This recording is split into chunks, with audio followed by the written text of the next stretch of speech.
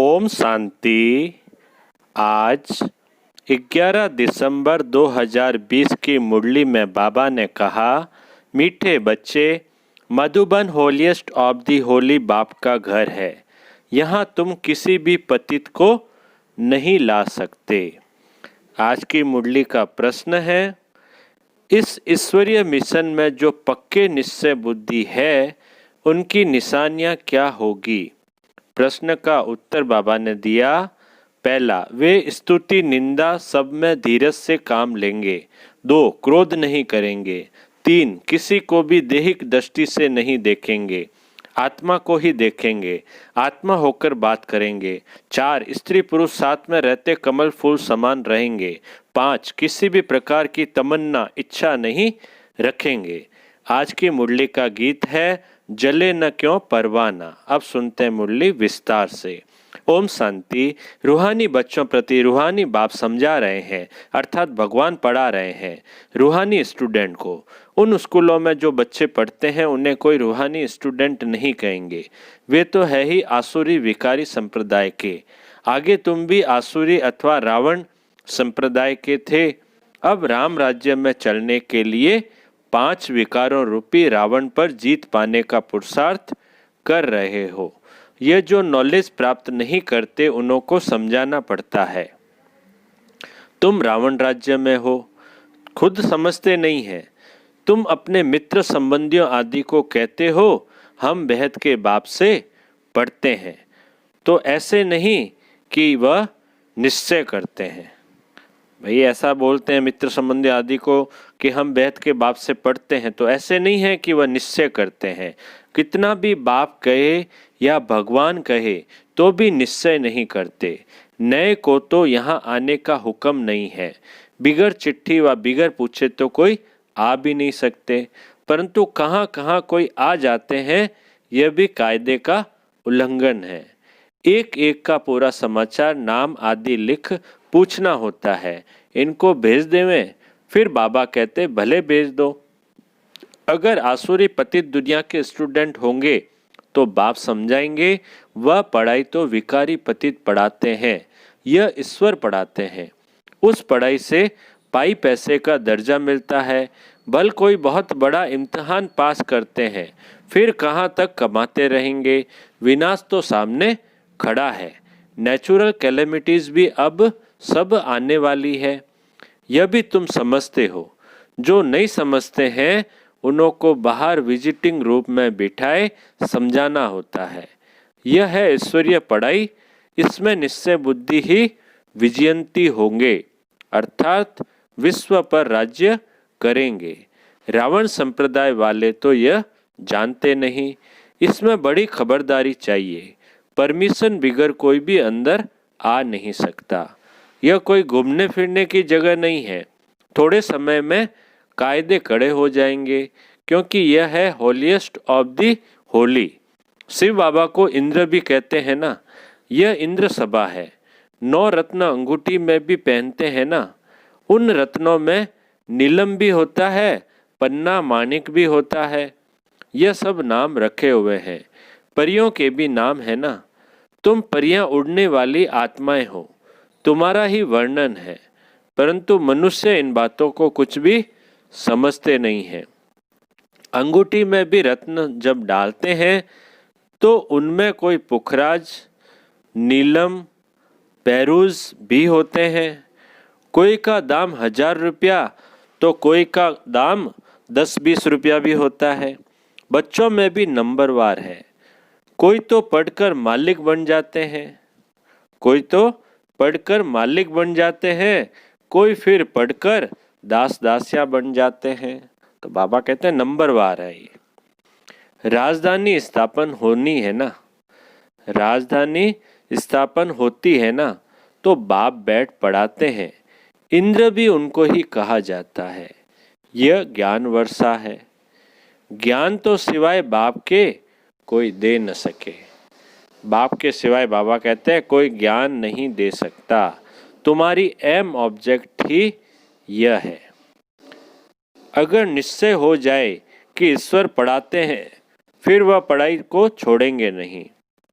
जो होंगे ही पत्थर बुद्धि उनको कभी तीर नहीं लगेगा। आकर चलते चलते फिर गिर पड़ते हैं। 5 विकार आधा कल्प के शत्रु है। 5 विकार आधा कल्प के शत्रु है। माया देह अभिमान में लाकर थप्पड़ मार देती है। फिर आश्चर्यवत सुनंती कथनती भागंती हो जाते हैं। यह माया बड़ी दुस्तर है, एक ही थप्पड़ से गिरा देती है। समझते हैं हम कभी नहीं गिरेंगे, फिर भी माया थप्पड़ लगा देती है। यहाँ स्त्री पुरुष दोनों को पवित्र बनाया जाता है, सो तो ईश्वर के सिवाय कोई बना न सके। यह है ईश्वरीय मिशन। बाप को खिवैया भी कहा जाता है। तुम हो नैया। खिवैया आते हैं सभी की नैया को पार लगाने। कहते भी हैं सच की नैया डोलेगी परंतु डूबेगी नहीं। कहते हैं ना, सच की नैया हिलेगी डुलेगी लेकिन डूबेगी नहीं। कितने ढेर के ढेर मत पंथ है। ज्ञान और भक्ति की जैसे लड़ाई होती है। कभी भक्ति की भी विजय होगी, आखिर तो ज्ञान की ही विजय होगी। आखिर तो बाबा कहते हैं ज्ञान की ही विजय होगी। भक्ति की तरफ देखो कितने बड़े बड़े योद्धे हैं। भक्ति की तरफ देखो कितने बड़े बड़े योद्धे हैं। ज्ञान मार्ग की तरफ भी कितने बड़े बड़े योद्धे हैं। अर्जुन भीम आदि नाम रखे हैं। यह तो सब कहानियां बैठ बनाई है। गायन तो तुम्हारा ही है। हीरो हीरोइन का पार्ट तुम्हारा अभी बज रहा है। इस समय ही युद्ध चलती है।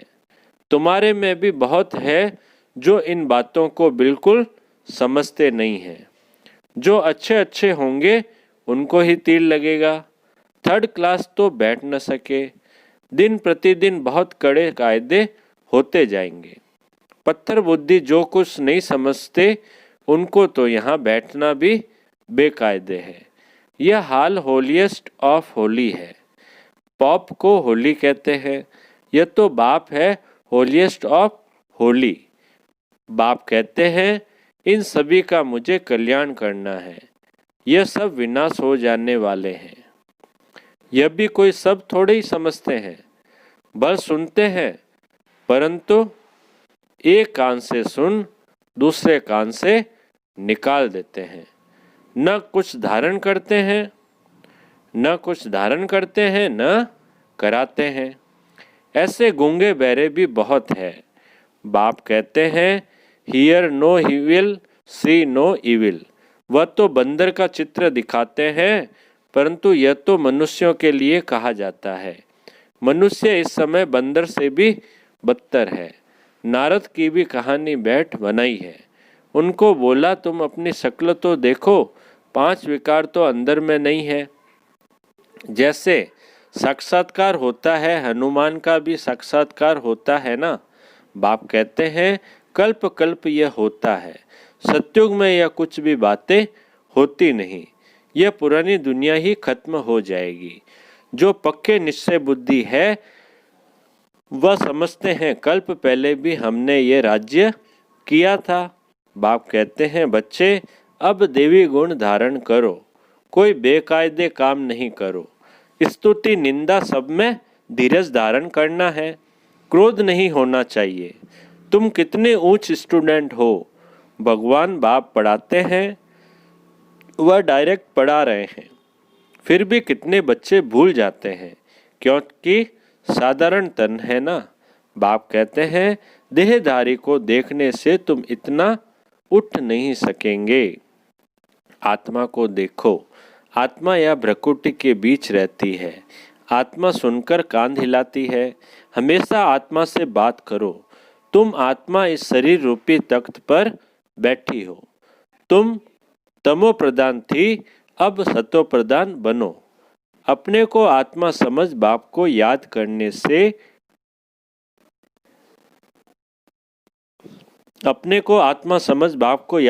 से देह का बांध छूट जाएगा। आधा कल्प का देह अभिमान रहा हुआ है। इस समय सब देह अभिमानी है। अब बाप कहते हैं देह अभिमानी बनो। देह अभिमानी मतलब आत्मा अभिमानी बनो। आत्मा ही सब कुछ धारण करती है। खाती पीती सब कुछ आत्मा करती है। बाप को तो अभोक्ता कहा जाता है, वह है निराकार। यह शरीरधारी सब कुछ करते हैं, वह खाता पीता कुछ नहीं, अभोक्ता है। तो इसकी फिर वो लोग कॉपी बैट करते हैं, कितना मनुष्यों को ढकते हैं। तुम्हारी बुद्धि में अभी सारा ज्ञान है, तुम्हारी बुद्धि में अभी सारा ज्ञान है। कल्प पहले जिन्होंने समझा था वही समझेंगे। बाप कहते हैं, मैं ही कल्प कल्प आकर तुमको पढ़ाता हूँ और साक्षी हो देखता हूँ।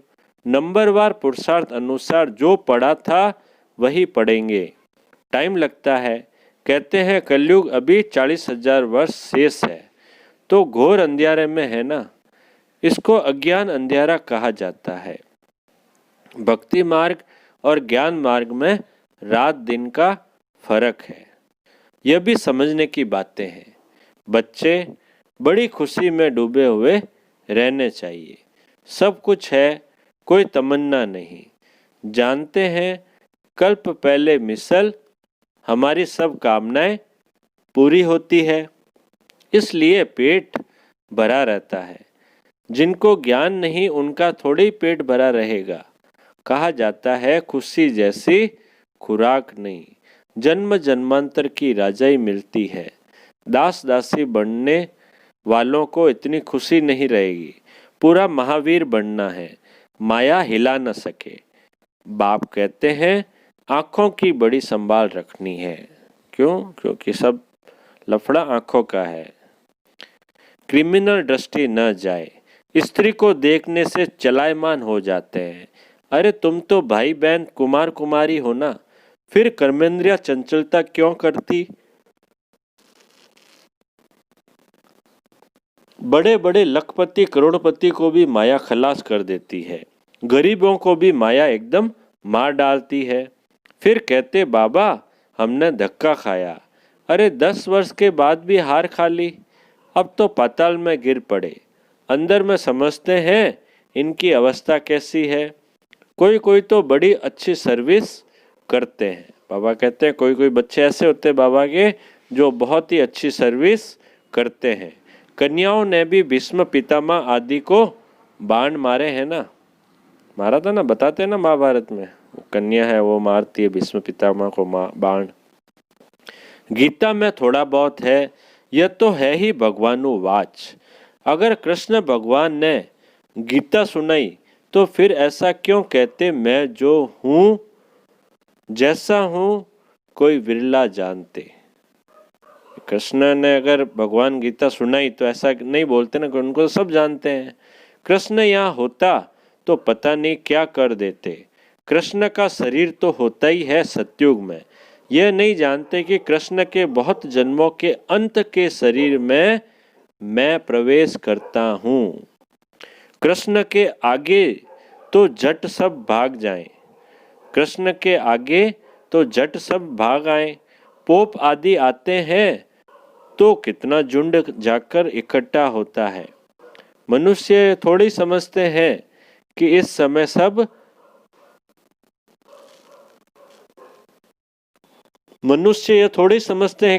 सब पतित तमो प्रधान है। कहते भी हैं हे पतित पावन आओ, परंतु समझते नहीं कि हम पतित हैं।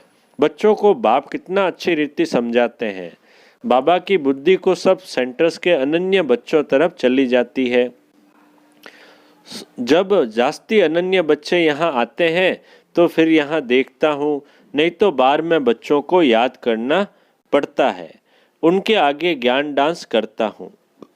मेजॉरिटी ज्ञानी तो आत्मा होते हैं तो मजा भी आता है, नहीं तो मेजॉरिटी ज्ञानी तो आत्मा होते हैं तो मजा भी आता है, नहीं तो बच्चियों पर कितना अत्याचार होते हैं। कल्प कल्प सहन करना पड़ता है। ज्ञान में आने से फिर भक्ति भी छूट जाती है। घर में समझो मंदिर है, स्त्री पुरुष दोनों भक्ति करते हैं।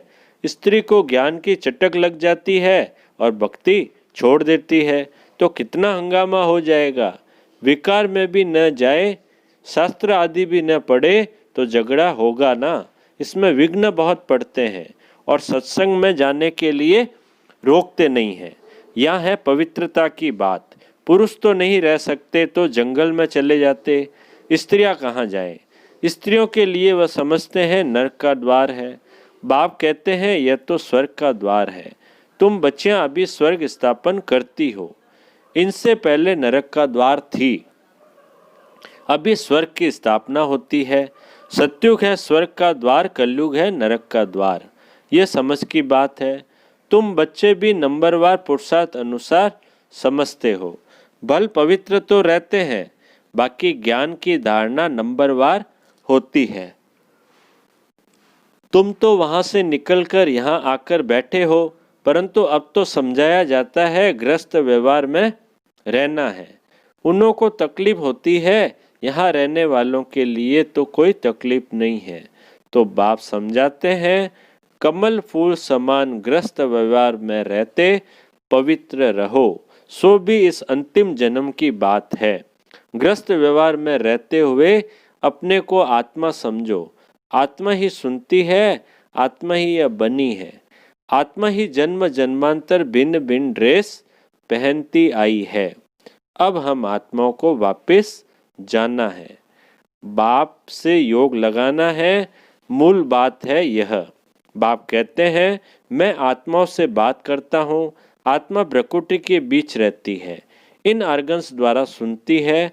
आत्मा इसमें नहीं होती तो शरीर मुर्दा बन जाता। बाप कितना वंडरफुल ज्ञान आकर देते हैं।